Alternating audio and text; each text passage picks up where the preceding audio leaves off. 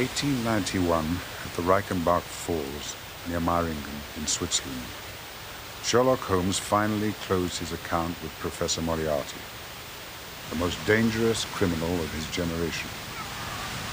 The two men were alone in that dreadful place, but the outcome of their struggle was obvious to a trained observer.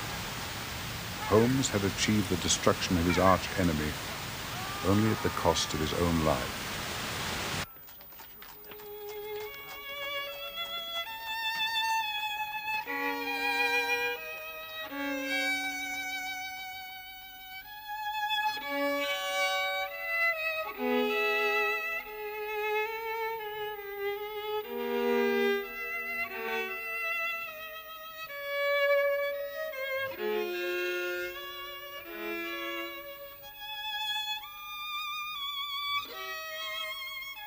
It is now 3 long years since my dear friend plunged to his death. There, deep down under the swirling water, the infamous Professor Moriarty and the foremost champion of law of his generation will lie together for all time.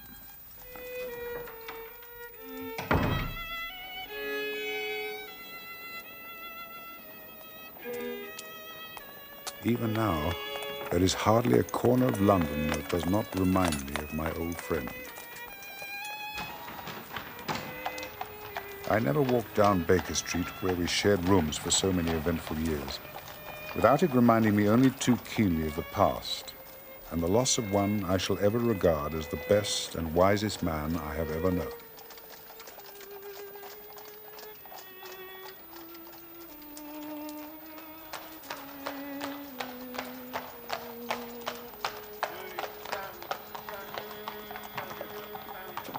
I retained a keen interest in criminal matters and supplemented my meager practice by working as a police surgeon. It was in the early spring of 1894 that I was called out early in the morning to an appointment in the West End. Morning, Constable. Morning, Doctor. Inspector Lestrade is waiting for you, first floor, sir. Thank you.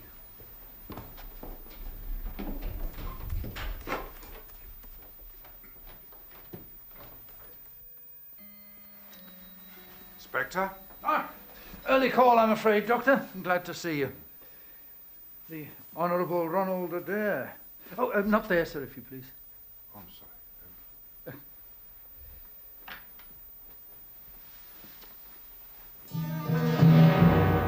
Age 23. A second son of the Earl and Countess of Maynooth. Father, governor of one of the Australian colonies. Mother in London for the winter. Son and daughter living in this house with her. Suicide? Oh, no. No weapon. Oh, this was found on the floor beside the corpse. That's one of those soft-nosed revolver bullets. Horrible things. Yes. Must have gone right through the poor fellow's head. It's unusual, isn't it, for a pistol to have such a velocity? More like a rifle. Yes. Well, it's murder then, Inspector. Oh, yes. Any idea who it was? No. It's early days yet, but this one looks to me as if it could turn out to be a bit of a puzzle. Well, presumably he was, sitting in that chair. I suppose counting that money. Oh, the murderer doesn't appear to have been a thief. Adair had spent the evening playing cards at his club.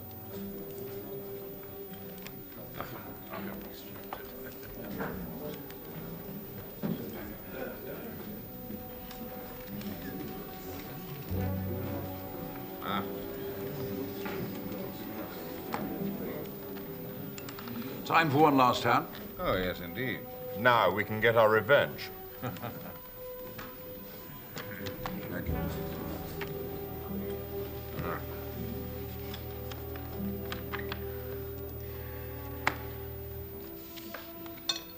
Oh, Ronald, what's the damage?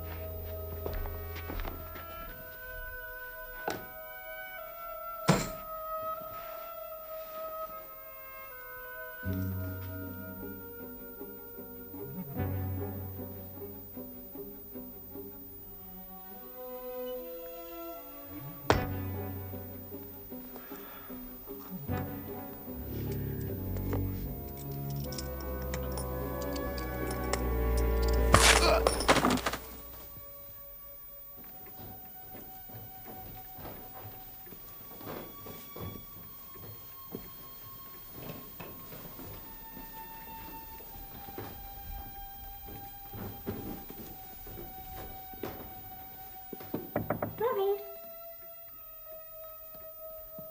Ronald? Ronald?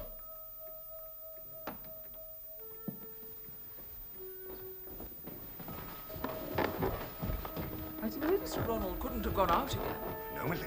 I heard him come home at about 10:30. And he hasn't gone out again. Of that I'm sure.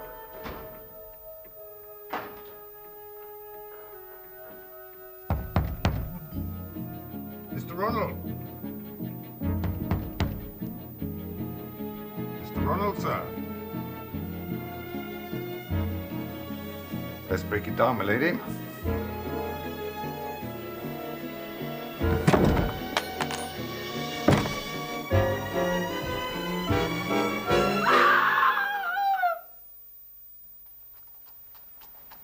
Well, from the condition of the body, death was instantaneous.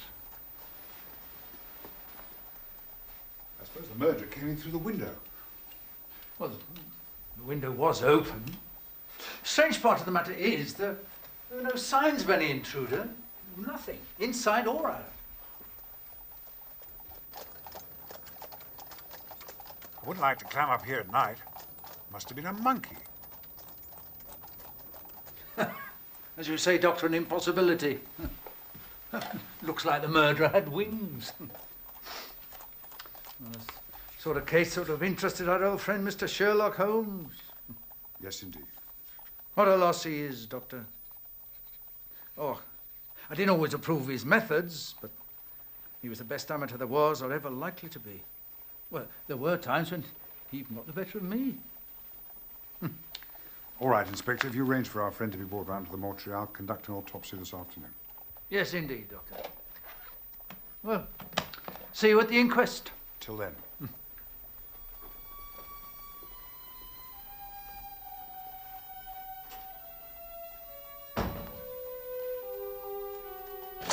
Damage to notice.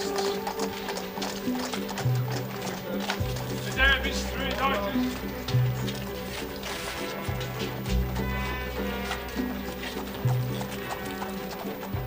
The damage to notice. The damage to notice.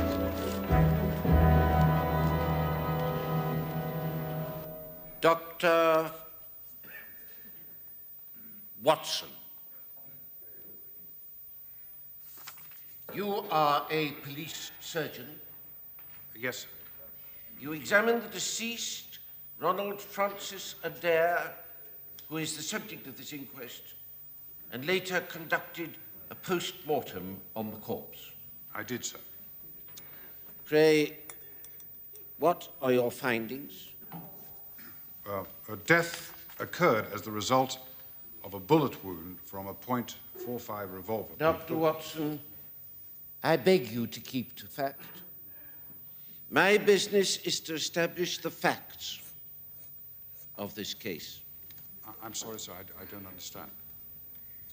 You say that the bullet came from a .45 revolver. That is pure speculation on your part. It is not your business to start guessing at the type of weapon used. That is a subject for the police. I'm sorry, sir. Pray continue. Death occurred as the result of a wound from a soft-nosed lead bullet. The bullet penetrated the skull above the left eye, traversing the left frontal lobe, through the cerebellum, and then exited from the skull at the back of the head by the left occipital parietal suture. In your opinion, when did death take place? Well, it would have been instantaneous. Have you any idea how far this bullet had traveled before it entered the body? I cannot be sure, but it would certainly be more than 4 or 5 feet. Time of death? Death occurred between 10:30 and 11:30 post-meridian on the 20th of this month. Thank you, Dr. Watson. Ronald Adair and I were in the Harrow 11 together. He was a first-class bat, pretty effective leg spinner. A good sportsman, in fact. Absolutely first-class sportsman, sir. Straight as a die. One of the most popular fellows I know. Thank you, Mr. Murray.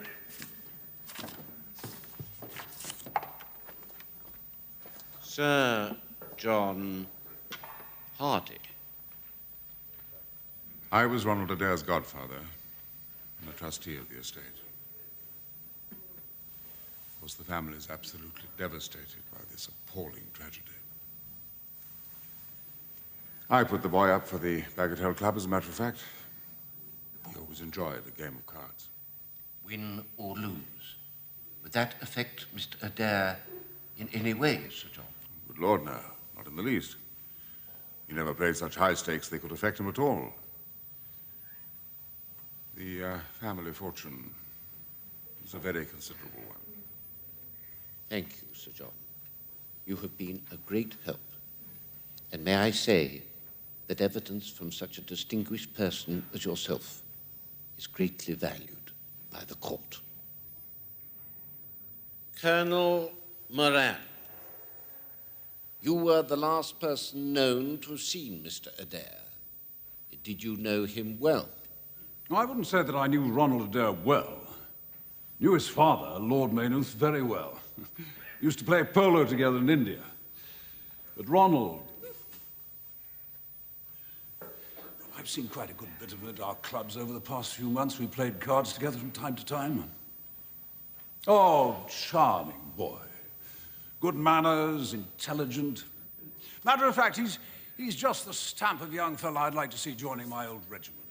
Did you notice anything unusual about him? Did he seem worried or upset on the last evening you saw him? Not in the least. Quite the opposite, in fact. Have you any idea why someone should choose to murder him? No idea at all. I doubt if he had an enemy in the world. Thank you, Colonel Moran. Inspector Lestrade, would you give me your opinion as to the cause of the Honourable Ronald Adair's death? Yes, sir. Willful murder by person or persons unknown.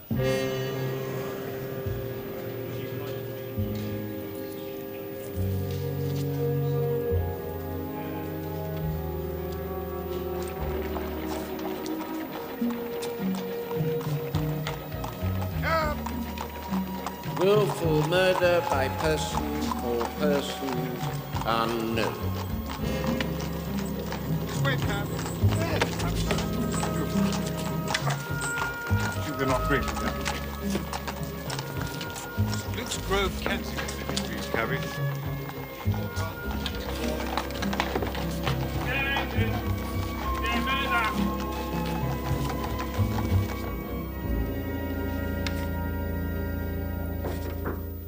Yes? Gentleman to see you, Doctor. Is it an urgent matter? I don't know, Doctor. Or did he give you his card? No, Doctor. Ivy, if I've told you once, I've told you 100 times, my consulting hours are plainly displayed outside. Now, please. Oh, sir. Dr. Watson, is it? Yes, indeed, sir. You may go, Ivy. I am exceedingly busy, sir. Yeah, of course you are, Doctor. Of course you are a man of considerable responsibilities. But I heard you give your address to that cab driver outside the court, and I said to myself, I'll just hobble around and see that kind gentleman. See, I have a conscience. And tell him that if I was a little gruff in my manner, I meant no harm by it, and I'm much obliged to him for helping me pick up my books. You make too much of a trifle, sir. You should have spared yourself the journey. Now, if you'll excuse me. No great journey, sir. I am a neighbour of yours. You will find my little bookshop on the corner of Church Street. May I sit down? Very happy to see you. I'm sure, Doctor. Perhaps you collect? I have British birds, Catullus, and quite a rare volume of the Holy War. Bargains, every one. Just the books you need to fill up your bookcase. Give it a little weight. It does look a little untidy, does it not?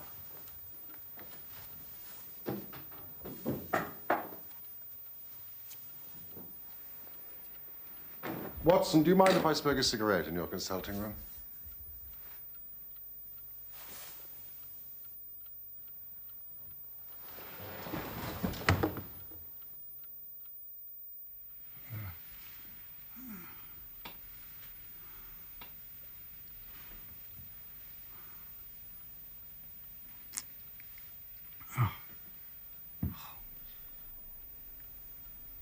A thousand apologies, my dear Watson.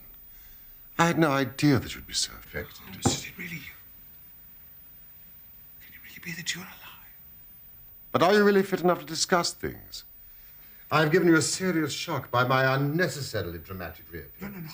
No. I'm all right. I'm all right. But indeed, Holmes, I can hardly believe my eyes. Good heavens, to think that you, of all men, should be here in my consulting. Well, you're not a spirit, at least, my dear chap. I'm overjoyed to see you. Sit down. And tell me how you came alive out of that awful chasm. Oh, I'm glad to stretch myself. It's no joke when a tall man has to take a foot off his stature for several hours on end. Oh.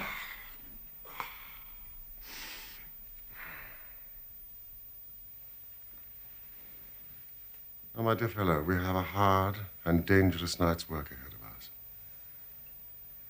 Perhaps it'd be better if I gave an account of the whole situation when that work is finished. No. I'm full of curiosity. I should much prefer to hear now. But you will come with me tonight.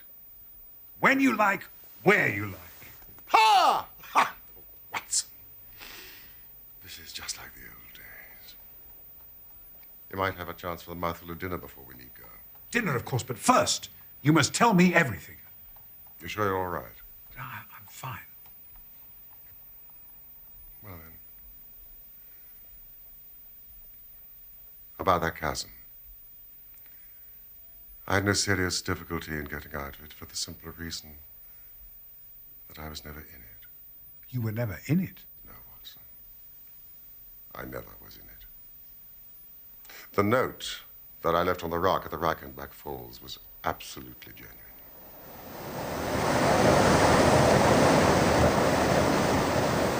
I had little doubt that my career had come to an end when I perceived the somewhat sinister figure of Moriarty standing upon the narrow pathway that led to safety. I read an inexorable purpose in his grey eyes. I managed to obtain his courteous permission to write the note, which you afterwards received.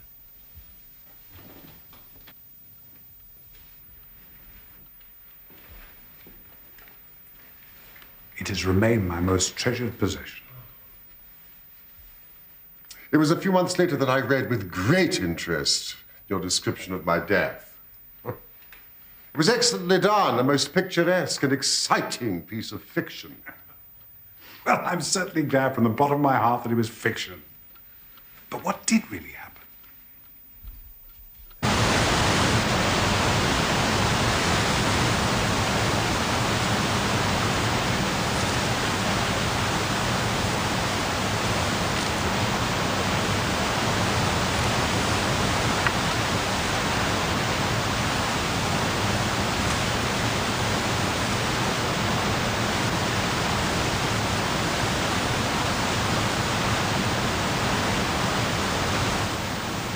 When I reached the ledge, I stood at bay.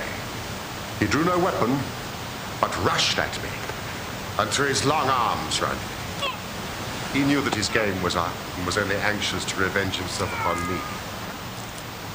I have, however, some knowledge of baritsu, or the Japanese system of wrestling, which has, on more than one occasion, been very useful to me.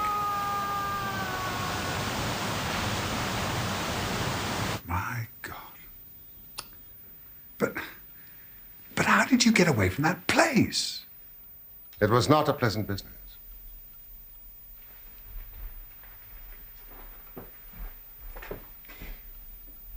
Even as Professor Moriarty disappeared into oblivion, it struck me what an extraordinary lucky chance fate had placed in my way.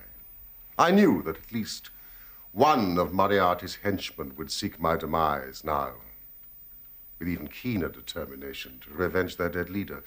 But if I could convince the world that I too was dead. So I decided to disappear, then and there. Heavens above. But the tracks, Holmes. I saw them with my own eyes. 2 went down the path and none returned.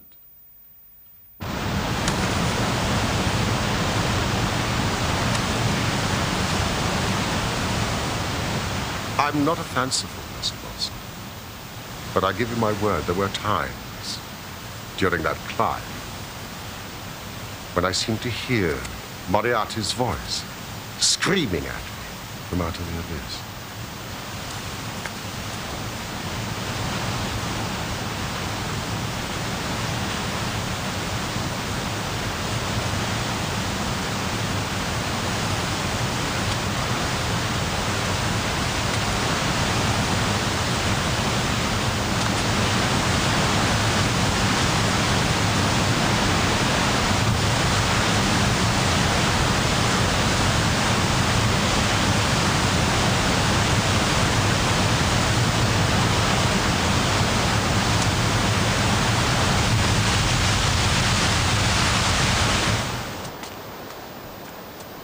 At last I reached a place where I was able to remain unseen.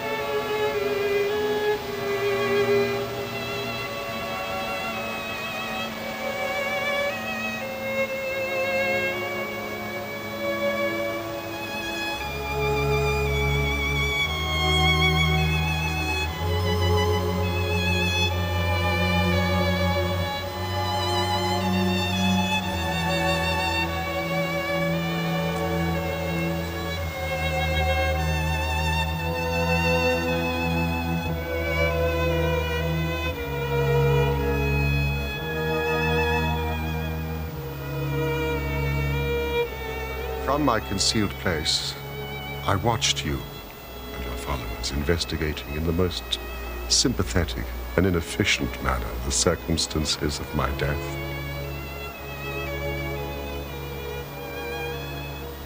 At last, when you had all formed your inevitable but totally erroneous conclusions, you departed.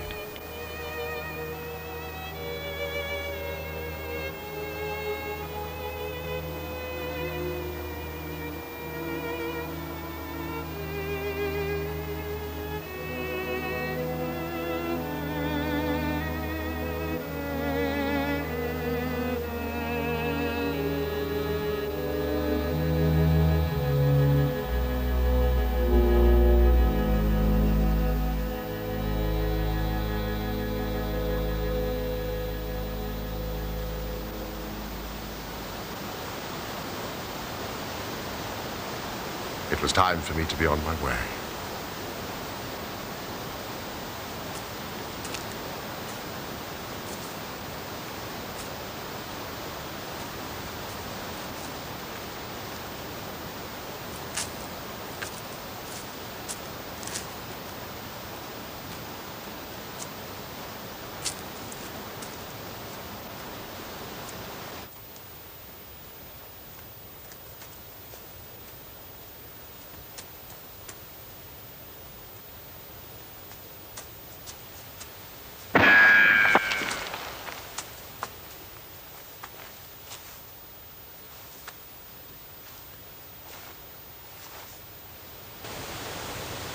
Of course, the meaning of this was obvious. Moriarty had not been alone. A confederate, from a distance, had been witness to his friend's demise and my escape.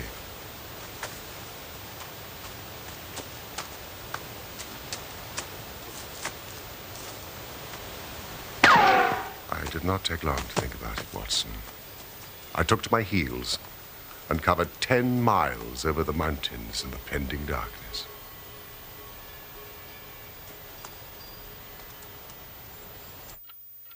A week later, I found myself in Florence, with the certainty that no one in the world knew what had become of me. I had one confidant, my brother Mycroft. I had to confide in him in order to obtain the money I needed to live. Of course. I owe you many apologies, my dear Watson. But it was all important that it should be thought I was dead. And it is quite certain that you would not have written so convincing an account of my unhappy end had you yourself not thought that it was true. I have taken up my pen to write to you, but always I feared lest your affectionate regard might tempt you to some indiscretion which would betray my secret.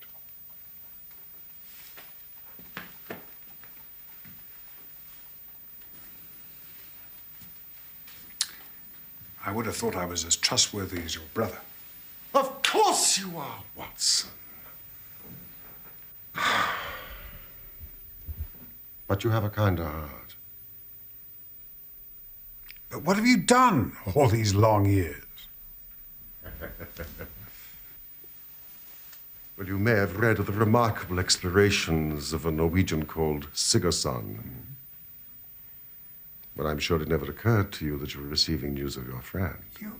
For 2 years, I traveled to Tibet and amused myself by visiting Lhasa and spending some time with the head lama.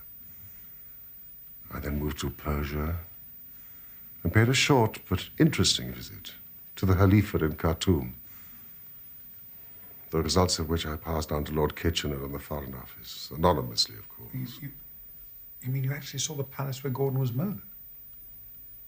It was a sorry sight, a ruin.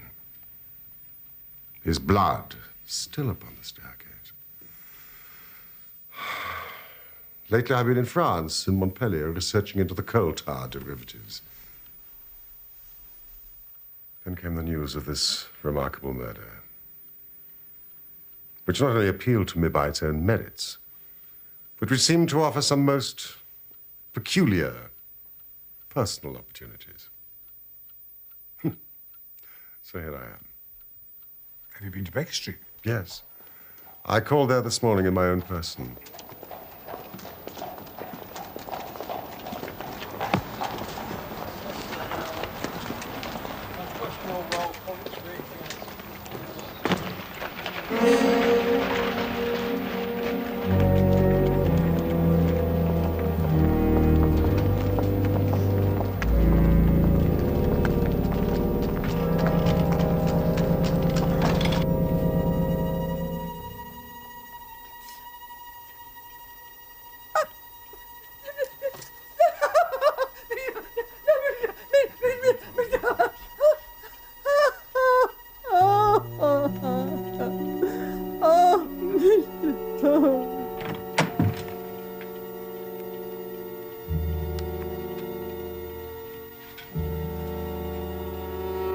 My craft had preserved my rooms and my papers exactly as they had always been.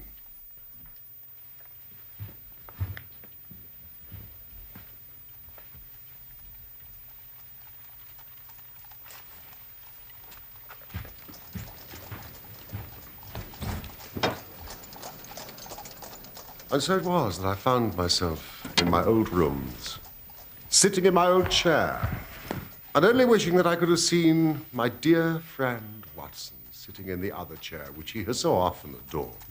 And so I hope I will be. What a remarkable story.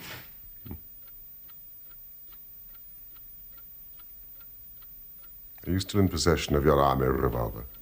Well, I think I have it somewhere. See that you bring it with you tonight. For I have a piece of work for both of us, which, if we bring to a successful conclusion, will in itself justify a man's life on this planet. I beg you to tell me about it. You will see and hear enough before morning. Watson, may I occupy your couch for a few hours? The sea was exceedingly rough during the Channel crossing, and the prospect of seeing London again and an imminent encounter with one of Moriarty's confederates, plus the added pleasure of seeing my old friend Watson quite prohibited in sleep on the railway train.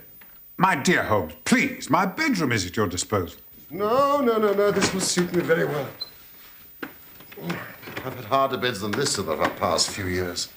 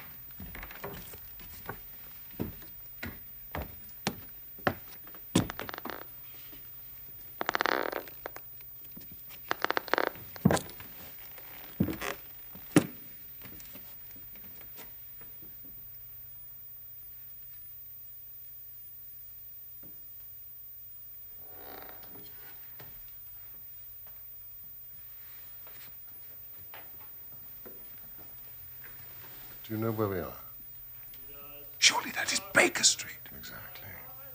We're in the empty house opposite our old quarters. Why are we here? Because it commands such an excellent view of that picturesque pile. Might I trouble you, Watson, to be so kind as to draw a little nearer to the window, taking every precaution not to reveal yourself, and then to look into our old rooms? Let us see whether 3 years of absence have entirely taken away my power to surprise you.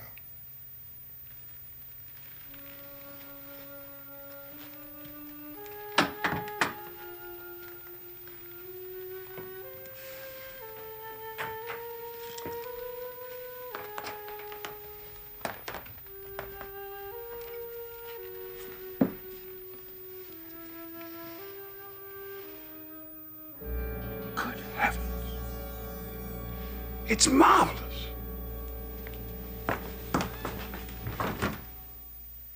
I trust that age does not wither our custom stale, my infinite variety. It is rather like me, is it not? I should be prepared to swear it was you. The construction is due to a Monsieur Oscar Meunier of Grenoble. The bust is in wax. The rest I arranged during my visit to Baker Street earlier. But why? Because I had the strongest possible reason for wishing certain people to believe that I was there when I was really elsewhere. You thought the rooms were watched? I knew they were being watched. By whom? By the one remaining member of that charming society whose leader lies in the Reichenbach Falls. Sooner or later, he believed that I would come back to my room, so he had them watched continuously.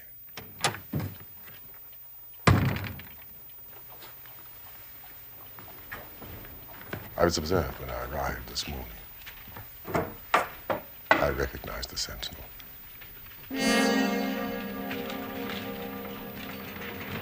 Parker by name, a garrotter by trade, and a remarkable exponent upon a Jewish heart.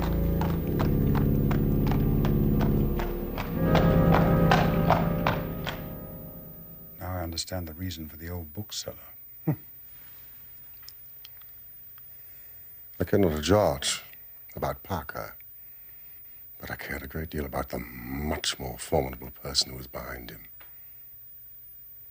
The bosom friend of Moriarty.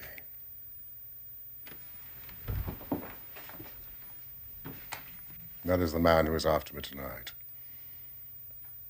And let us hope that he is also the man who is totally unaware that we are after him.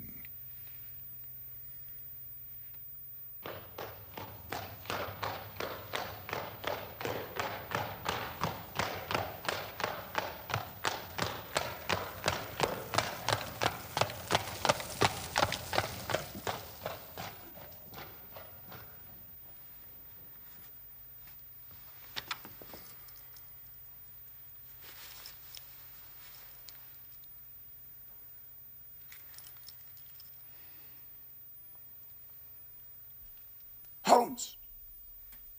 Look! Just beyond the house. A couple of shady characters in the doorway. Yes, I see them. Shouldn't we do so? No. Holmes. The shadow's moved. Certainly it has moved. I involved Mrs. Hudson. We've been in this room 2 hours, and she has made some change in that figure 8 times, or once every couple.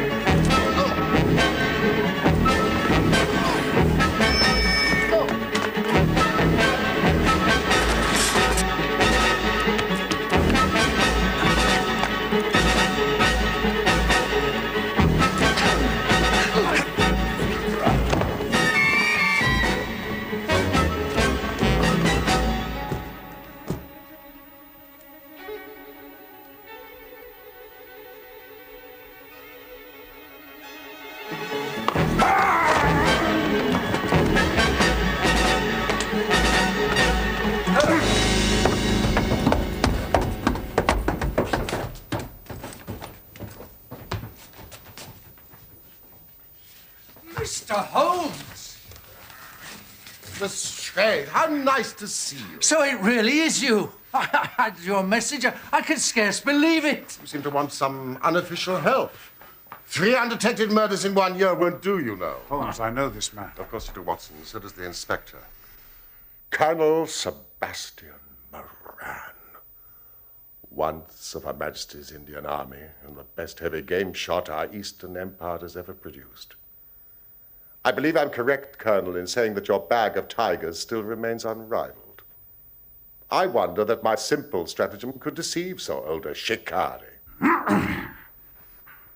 How many times have you not tethered a young kid under a tree, laid above it with your rifle, and waited for your bait to bring up your tiger? This empty house is my tree, and you are my tiger! The parallel is exact. You may or may not have just cause for arresting me. But there can be no reason why I should be subjected to the jibes of this person. If I am in the hands of the law, let things be done in a legal way. Well, that sounds reasonable. Anything further to say before we go? Only to ask what charge you intend to prefer. What charge, sir? Of course, the attempted murder of Mr. Sherlock Holmes. Not so, Lestrade. To you, and you only, belongs the credit of this remarkable arrest. With your usual mixture of cunning and audacity, you have got him. I don't understand you, Mr. Holmes. Do you mean this man? The man whom the entire police force has been seeking in vain. Colonel Sebastian Moran, who shot the young Adair through the open window of his parents' house upon the 20th of last month. That is your charge, Lestrade. You were quite the heroine of the occasion, Mrs. Holmes. I don't know, I'm sure, sir. I hope you observed all precautions. Oh, yes, sir. I went with it on my knees, just exactly as you told me. And a good crick in my back to prove it. Oh, I wasn't half frightened, Doctor. And when that window shattered, I thought I should have died. Yes, you did it very well, Mrs. Hudson. There's no sign of the bullet. Oh, excuse me, sir. A moment, if you please. What is it? I have it here. I picked it up off the carpet. Mrs. Hudson, you are becoming indispensable.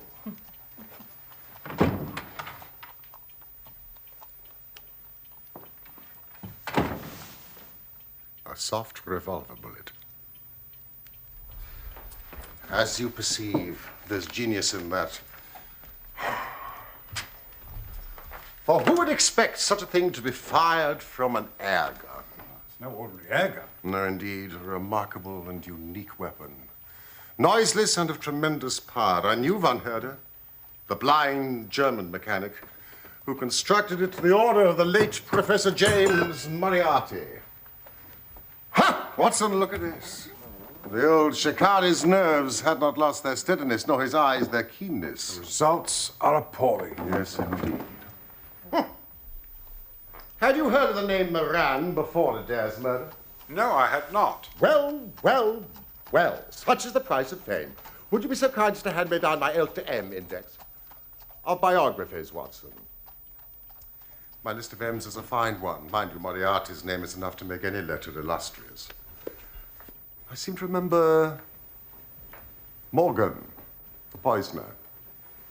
Merridew of abominable memory. And there was Matthews, who knocked out my left canine in Charing Cross Station. There is our friend of last night. Moran, Sebastian, Colonel, son of Sir Augustus Moran, once British Minister to Persia, educated Eton, Oxford, blah, blah, blah, blah, blah. Served in Jawaki campaign, Afghan campaign, Sherpa Cobb, mentioned in dispatches.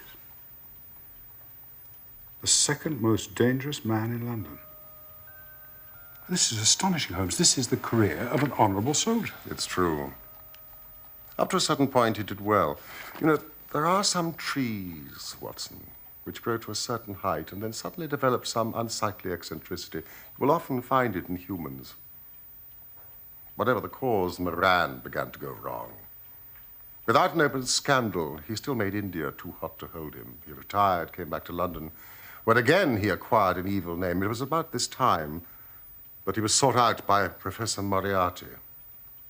When we were in Switzerland, Watson, Moran followed us with Moriarty, and it was undoubtedly he who gave me those evil 5 minutes above the Reichenbach Falls. Oh, now I can understand why you disappeared. With a fellow like this, free in London, your life would not have been worth living. All I could do was wait and watch the criminal news, knowing that if I was patient, sooner or later he would make a mistake. When I heard of the murder of Ronald Adair, I knew that at last my chance had come. Knowing what I did, was it not certain that Colonel Moran had done it? He played cards with the lad, followed him home from his club, and shot him through the open window from the rooftop opposite. Watson, does anything else remain for me to explain? Yes. You have not made clear what was Moran's motive in murdering the Honourable Ronald Adair. There we move into the realms of conjecture. Each may form his own hypothesis upon the present evidence, and yours is as likely to be correct as mine. Watson, have you formed one? I think so. Let me hear. Well, it's not difficult to explain the facts.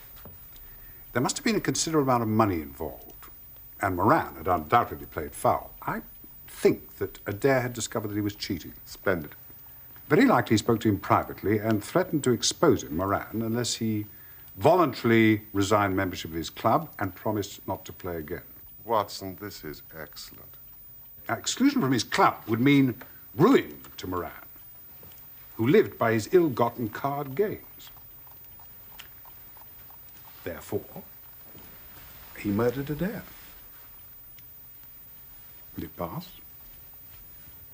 I think, without doubt, that you have hit upon the truth. Anyway, it'll be verified or disproved at the trial. Meanwhile, come what may, Colonel Moran will trouble us no more. And the famous air gun of von Herder will embellish the Scotland Yard Museum. Come in.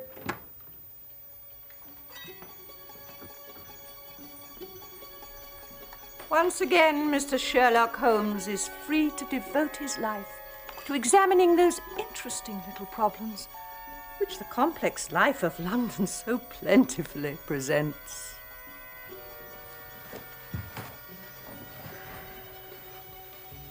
Mr. Sherlock Holmes.